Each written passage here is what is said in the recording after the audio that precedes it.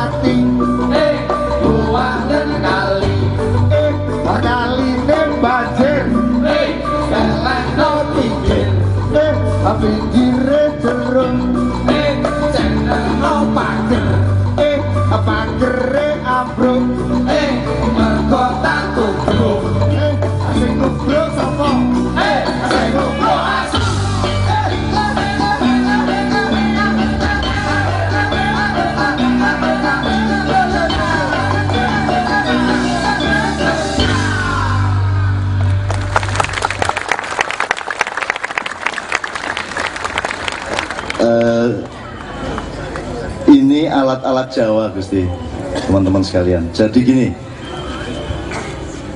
di dunia kesenian dan kebudayaan internasional itu ada macam-macam award ya, ada Golden Globe, ada di Amerika macam-macam, di Prancis macam-macam. Ning barat ki sak hebat-hebat iki ra iso gendong Jawa, ra iso. Dadi lagu barat, filosofi barat, musikalisasi dan notasi barat itu tidak bisa, ora cukup nek gendong Jawa. Sebab Jawa itu benua lain sama sekali. Jadi solmisasinya, jiro patmonemnya itu lain sama sekali dengan do re mi fa sol la si do. Apa meneh kok nampung Arab, nampung India wis angel tenan. Ning nek Jawa kuwi nggendong India iso, nggendong Cina iso, nggendong Arab iso, nggendong apa meneh ping barat. Barat itu kan penghematan dari cengkok. Jadi nek barat kan Indonesia, itu gampang-gampang kan kayak lagu-lagu barat gitu. Jalan Zainul ini pinter cengkok Arab, kan nyanyi Indonesia Raya, cengkok Indonesia tanah airku, ngono kae ora karu-karuan. Nah itu dipangkas-pangkas jadi lagu barat. Jadi cengkok itu tidak dikenal di barat, kan gitu. Nah ini saya ingin menunjukkan kepada bapak-bapak semuanya, kita itu punya potensi untuk mangku buwono, untuk menampung dalam arti yang sebenarnya gendong dunia ini benar-benar tidak simbolik saja, filosofinya, musikalitasnya, ya, cara berpikirnya, kearifan. Saya terakhir nih, sebelum saya mohon Bapak maju ya, saya punya teman orang Serbia, hidup di Bukit Tinggi, dia orangnya gagah, gede, ganteng, dhuwur ngono kayak kuning. Tapi dia tidak mau pulang dari Bukit Tinggi, dia di situ cuma jaga rumah budaya namanya Edin Zulfikar. Dia mengatakan, saya tanya, kok Anda itu ngapain di Indonesia itu? Apanya yang menarik? Loh, di Indonesia ini, apalagi di Pulau Jawa, itu saya ketemu tukang ojek, tukang tambal ban, warung-warung kecil, kalau ngobrol itu obrolannya orang kecil di Indonesia, di Pulau Jawa. Itu kalau di Eropa itu kelas menengah terpelajar ke atas. Dia bilang gitu. Ini omongan dia, bukan omongan saya. Loh gitu toh. Apanya yang menengah ke atas itu? Loh, kearifan hidupnya. Orang Indonesia itu mengelola ngingu uripe ki pinter tenan. Mengambil keputusan-keputusan yang arif, yang matang untuk hidupnya sendiri, itu pinter tenan. Di seluruh dunia itu saya hanya melihat ada gelandangan rumah liar di pinggir sungai yang tanahnya liar. Itu ya gelandangan dengan biyen zaman ning ngarepe RRI nika enten Kalijodo nika. Ah itu di situ ada rumah-rumah liar, Pak Wali Kota dulu, enggak tahu sekarang.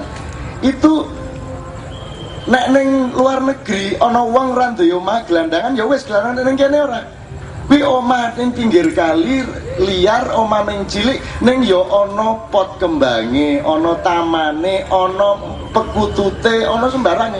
Dadi wong Jawa kere kaya ngopo ki mamayu hayu ning bawono. Gitu. Dan itu enggak saya jumpai di mana-mana. Gitu. Ini kalau tak perpanjang bahannya sangat banyak, tapi saya hanya ingin mengatakan kepada Anda semua, ini pusat Jawa. Ini pusat kearifan Jawa, menampung apa saja. Dan Rasulullah itu nek wis ngomong soal Jawa kuwi orang nggo mikir. Semua mubalik di zaman Rasulullah dan khalifah sesudahnya, kalau ada yang mau diutus ke Pulau Jawa itu ndak pakai nawar, langsung berangkat. Tuh, mulane kabeh wong sak donya lanang pengen duwe bojo wedok wong Jawa takono wis. Ambok Serbia, ambok Somalia, ambok Amerika, wong Bugis, wong Sunda kabeh njaluke wong wedok Jawa. Wis kabeh pengen ngono kuwi. Agus Dijaya malah golek liyane. Soalnya wis Jawa. Aku entuk separo-separo ya toh. Jawa campur Padang ya toh. Itu. Wis ora apa-apa ning pokoke Jawa iki wah dahsyat. Cuma sedang bodoh-bodohnya, sedang emprit-empritnya. Nek mbiyen Garuda tenanan, saiki lagi dadi manuk emprit, dadi manuk cipret, ora percaya diri, kecuali yang di forum seperti ini. Anda semua adalah orang-orang yang oleh Allah akan dijadikan pasukan-pasukan untuk mengatasi masalah-masalah. Dan saya sangat percaya ketok ndelok mripate wis ketok iki bocah iki merantasi nek ning kampunge iki. Merantasi iki nek ana masalah ning kantore dhek mesti sing dijaluk itu lho. Itu delok mripate kaya ngono kae. Nek delok klambine celanane wis ora bejaji. Tapi nek ekspresine oke lah. Ana sing melu makian ngene iki tak delok wis 3 tahun iki ket biyen jaketmu kok kuwi. Ana ki tak lirik iki kok. Akhirnya aku kelingan ora rai ning jakete kuwi. Ora ganti-ganti ket biyen. Kuwi sing njaba ora aku ganti, sing jero mesti ora tau ganti bapak bisa seumur hidup kuwi. Oke, nyun sewu bismillahirrahmanirrahim. Saya akan mohon beliau ke depan, tapi kita masuk lagi ke Jawa dan Islam. Yang dipelajari Kiai Kanjeng tidak hanya yang Haji Luhung Gusti. Ini mempelajari bener teman-teman. Ini di kursus. Ngeten iki diwangi kursus terbangan nggih nekake guru, gamelan nekake guru. Iki wong sinau tenanan bocah-bocah niki ngoten. Nah, ora ming sing saka kraton tok, ora ming ora ming ngono tok. Sing edan-edan ya dipelajari. Wong Jawa lah ya macam-macam to ya. Sing desa-desa, sing kampung-kampung ya dipelajari. Sing nek Zainul sama Islami ini kan sing santri Gusti. Niki santri. Nek sing nika pun percaya sing sebelah kiri niku nek dibuka klambine tato kabeh awake niku. Niki janjane niki mengalah jan. Niki ya ora apa-apa iki lumayan 2 tahun melu Kiai Kanjeng ya rada lumayan. Nek dibuka nek ora apa pertato kabeh iki. Sembayange sah apa ora iki ya nyogok malaikat iki lho. Aloro sing mereka niki mboten santri blas niku masalah niku cah ben-benan biyen. Nek imam niku tengah-tengah lah niku dangdut yo aku nek karo imam ki ora objektif lah mesake lah.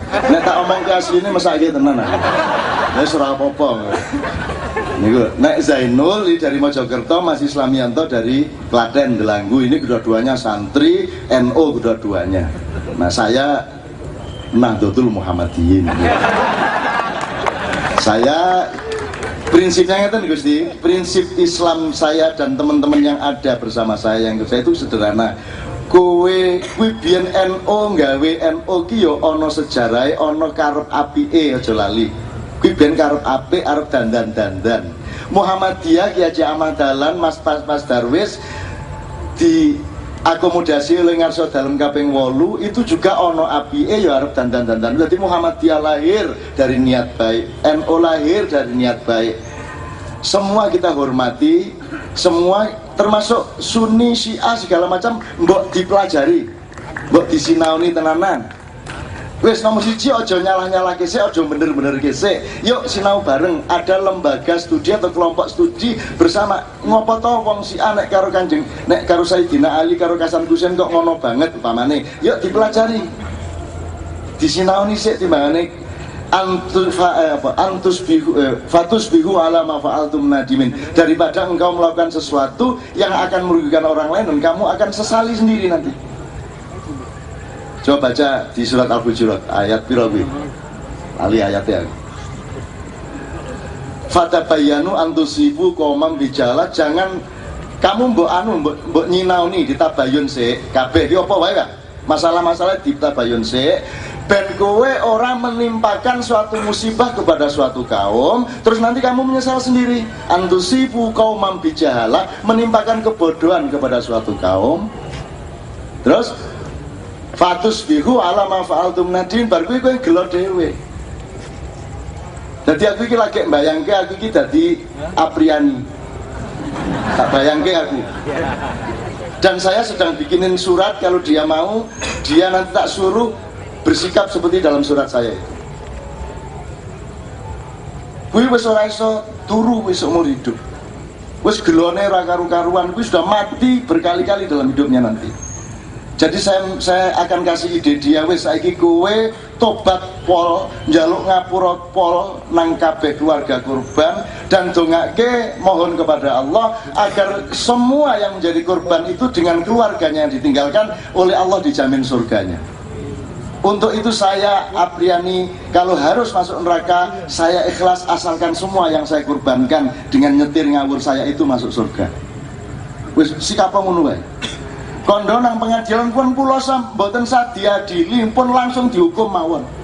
Rasa kok ngis-ngis atiku wis ora karu-karuan atiku saiki. Aning jeke ora iso mikir ngono saiki wong narkoba. Gitu loh. Jadi sudah. Teman-teman sekalian, mari kita dandani Indonesia ini dengan pertama-tama dandani cara berpikir kita dan cara bersikap kita. Jadi prinsip dasarnya adalah pengajian ini aliran apa? Aliran menuju Islamnya Muhammad SAW. Mudah-mudahan kita sampai ke sana. Aku nek wong Jawa ki rumangsa iso apa iso rumangsa? Nek wong Jawa ki iso rumangsa.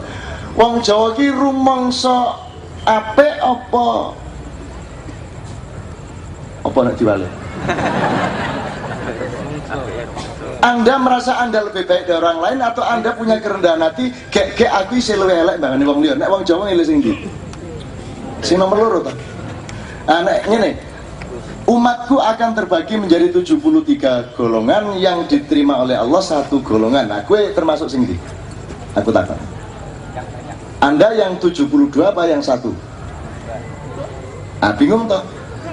Sing ndi gue? Piye carane bersikap nang ngene iki piye? Anda pasti merasa satu itu, njur sampe tempo loro kok tuding-tuding prek kowe. Kowe mlebu neraka kowe, aku sing mlebu surga ngono ta? Tak rusak omahmu kowe. Karena kita merasa satu itu. Saya mohon maaf, mohon izin. Saya belum tahu nasib saya di hadapan Allah. Saya belum tahu penilaian Allah kepada saya. Saya tidak berani mengatakan bahwa saya orang yang lebih baik dari orang lain, karena saya orang Jawa. Saya ditolong oleh kejawaan saya. Saya tidak akan merasa lebih benar dari Anda. Maka kalau ditanya aku ki sing siji diterima Allah apa sing 72? Aku tak milih sing 72. Ning berusaha menjadi sing siji. Neng uripku isih 72 wis ora karu-karuan, urung karuan bener. Bojo siji ora iso adil. Mulane rawani loro aku. Siji ora adil aku. Lah kok ana wong sing wa in khiftum alla ta'dilu fawahidatan. Allah berfirman kalau kamu takut akan berbuat tidak adil, satu saja. Terus ada orang terus datang ke Allah, ya Allah, insya Allah saya bisa adil kok. Tenang aja. Jadi saya mau ambil dua lagi nih. Nah, jenengan wonten mboten? Matur ngoten Gusti Allah. Saya adil kok, insya Allah bisa saya. Lah gak wani to nek Gusti Allah ngomong nek kowe wedi ora adil ya siji wae. Nek wong Jawa kan nggih kula setunggal kemawon insyaallah kula mboten wantun. Ning ana wong sing ora njawani iki insyaallah kula adil kok, tenang mawon. Ngono iku kula ganti-ganti bola-bali nggih adil terus kok kula. Sing mbok tuwa kula pegat ganti, sing nomor loro dadi mbok tuwa, sing endok dadi pitik gitu. Mubeng ngoten terus dengan strategi ya aku ora masalah, kowe poligami aku ora masalah, aku ora masalah blas cemburu ya ora gitu. Ning nek aku rawani mergo ada ayat yang lebih dahsyat. Allah mengatakan walan tastati'u an ta'dilu, ora iso le kowe iki ra iso adil, ra iso kejaba kowe iki ratu ngono kae. Nek kowe ya kira-kira siji imam siji kowe ra iso golek. Modaro. Tak go nang Turki tekan kono ya wong wedoke gedhuren. Tak go nang Mesir ya kayunen wis ora cocok. Imam gue akhirnya ya sebelah sufi, akhirnya sufi kecut ya lah, sufi kepeksa ya lah, serah apa-apa bismillah. Jadi terakhir sekali Gusti, kita mempelajari Jogja ini tidak hanya keraton, kearifan, kekayaan, budaya dan seterusnya, tapi juga rakyatnya. Nah, nyun sewu niki lagi mboten saya sekedhik ning niki nggih wong Yogya nggih ngoten niku, nek mboten ngoten niku mboten survive manahipun. Nyun sewu Mas Nevi niki nek ten kampung-kampung ngeten niki.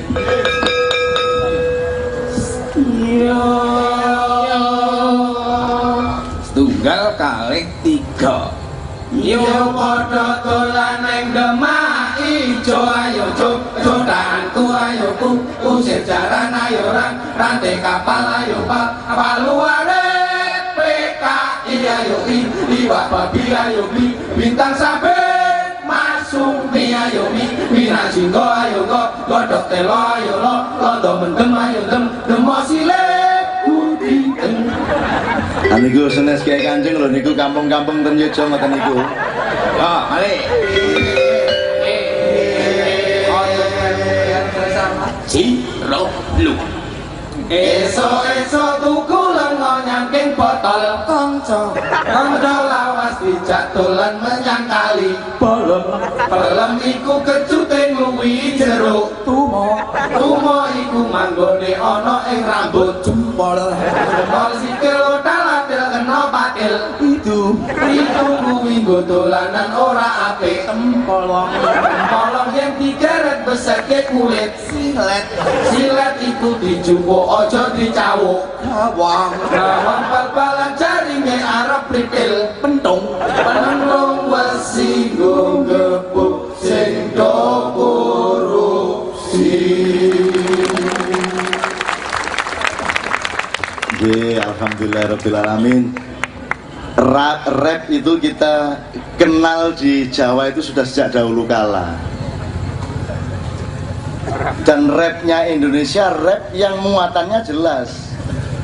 Ada siklus filosofi dalam makna-makna yang seperti ini dan di setiap daerah beda-beda nih Pak Haryati. Kalau di tempat saya Joko Pendil, dela de lo ayo lo lopes mambu ayo buka tenong ayo nongko sabrang ayo berangkat kaji ayo jimat rojo ayo Joko Pendil dela de lo ayo lo udah diteruskan rantai-rantai nih.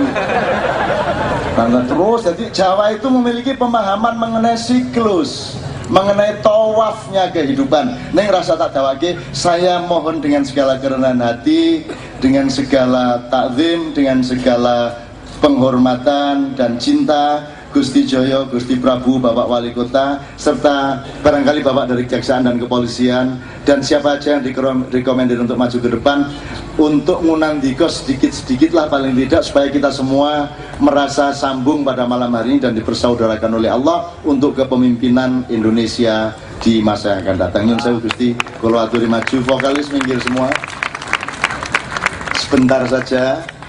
Kalau perlu dipendhetke kursi saya sama nggih, monggo Gusti. Nyun sewu. Nyun sewu dawuh sinten ingkang saenipun waduh ora iso cara Jawa. Siapa yang kita didawuhkan untuk afdhal maju ke depan. Ngel tenan bahasa cara Jawa iki.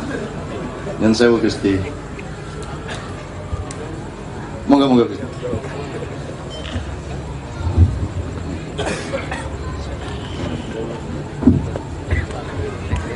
Monggo Gusti. Pak Wali nyun sewu monggo. Monggo maju. Monggo. Pokokipun Gusti Jaya, Gusti Prabu ingkang dawuh anu nggih, kapure saya kan posisi saya kan dipanggil kejaksaan, maksud saya manggil kejaksaan. Ya, aku wong pan lho aku. Panu gitu. Melu aku. Oke, bismillah. Pokoknya Pak monggo to mriki nyanyi ngoten lho. Mohon tepuk tangan untuk Bapak Kepala Kejaksaan kita mati ya. Juga yang Bapak yang mewakili Kapolresta Nyun Sewu. Oke, yang pertama Pak Lutfi, mana Pak Lutfi? Monggo Nyun Sewu sebelah kanan mriki Bapak.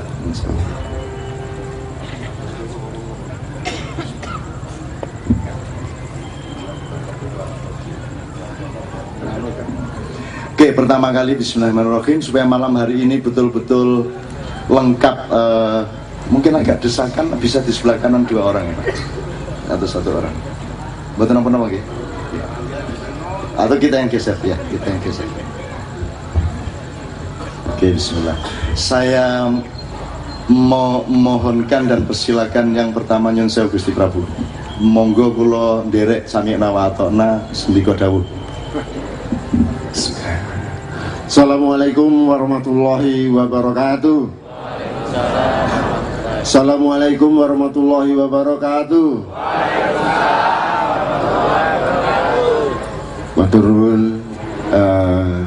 Cak Nun yang saya hormati, saya merasa terhibur sekali, dan juga saya terima kasih sekali pada Pak Cak Nun yang berkenan untuk menghibur saudara-saudara saya di Jogja ini yang hadir di Serambi Masjid Ageng Kauman. Ya, harapan kami apa yang disampaikan Cak Nun tadi sebetulnya banyak filosofi-filosofi yang perlu atau bisa kita lakukan. Ya, jadi harapan-harapan seperti apa itu sebetulnya terkandung di situ. Ya, sehingga apa yang tadi Cak Nun sampaikan seperti apa yang kami rasakan bersama, khususnya yang pertama-tama adalah tentang keistimewaan daerah Istimewa Yogyakarta.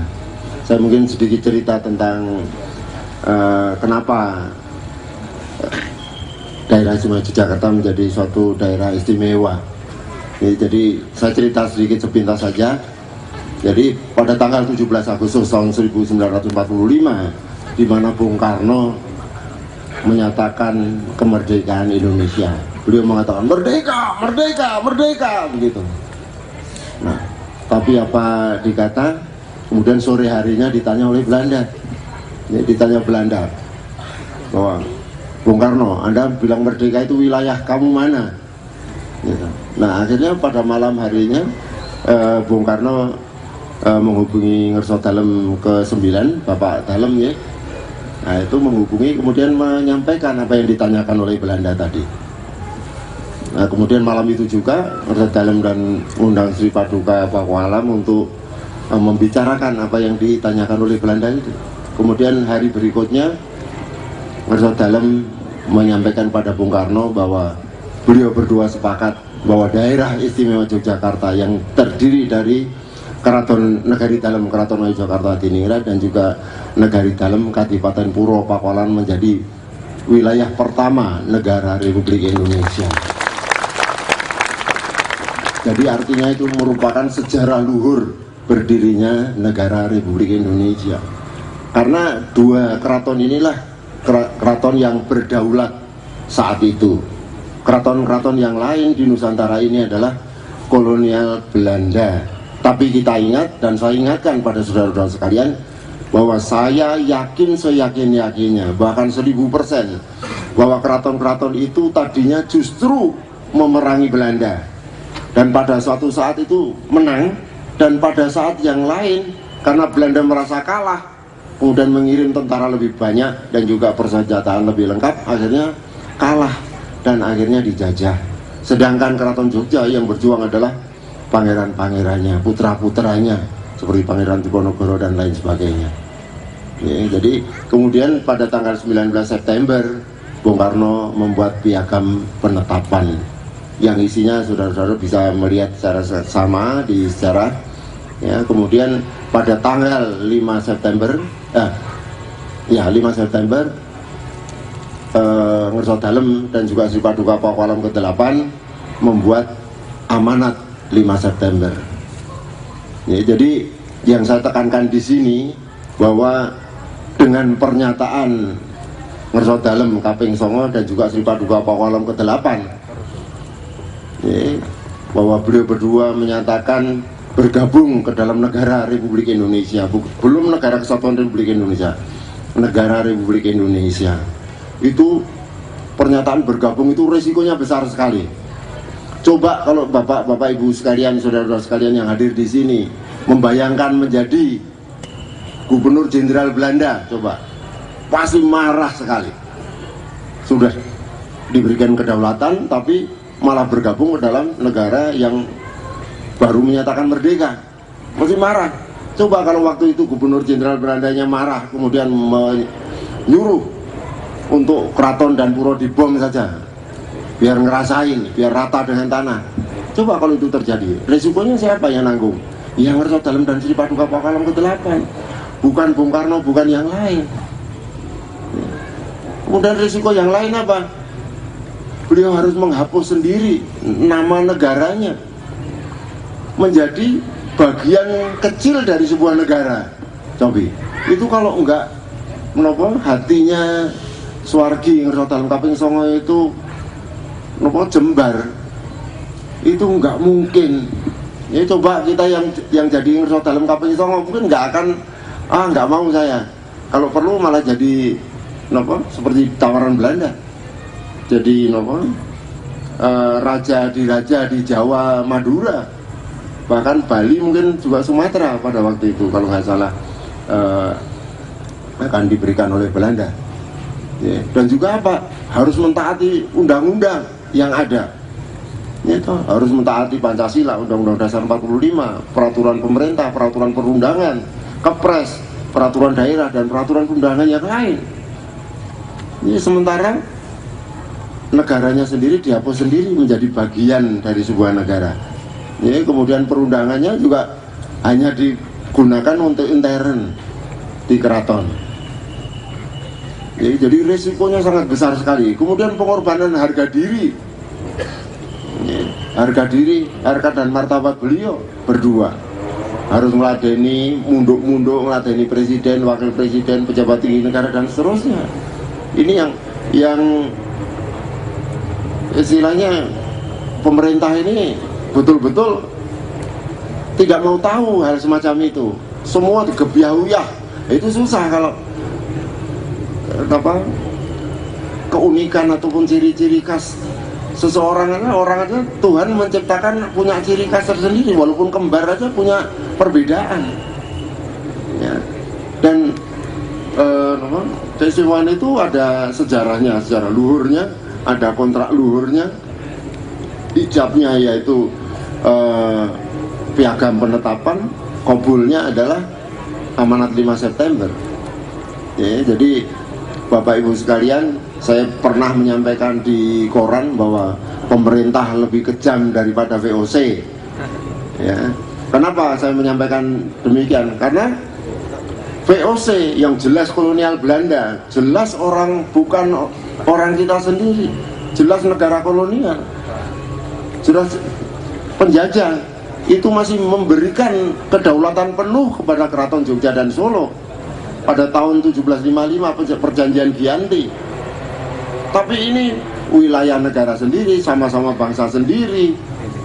Untuk pemimpinnya saja yang ada sejarah luhur dan kontrak luhurnya tidak mau tahu.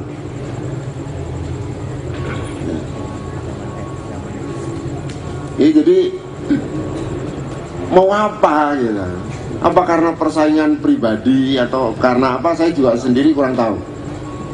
Ya, makanya saya pada waktu itu saya minta maaf juga kepada masyarakat di Kauman khususnya yang pada waktu pemilu yang lalu partai itu, ya, saya minta maaf tidak bisa nyebut karena sudah talak 7.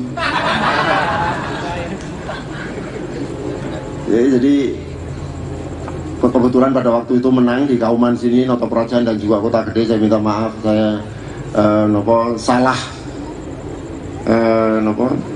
salah pilih dan saya sudah talak 7, saya mundur dari situ. Ya, karena pada waktu kampanye pun sebetulnya SBY juga sudah menyampaikan, saya ada rekamannya, walaupun rekaman di TV, di Jogja TV, di TVRI, di mana saja, termasuk rekaman-rekaman radio sudah di operasi intelijen, sudah dihapuskan semua, tapi saya masih dapat rekaman yang khusus suaranya SBY pada waktu menyampaikan rekaman tentang pada waktu SBY kampanye di alun-alun utara.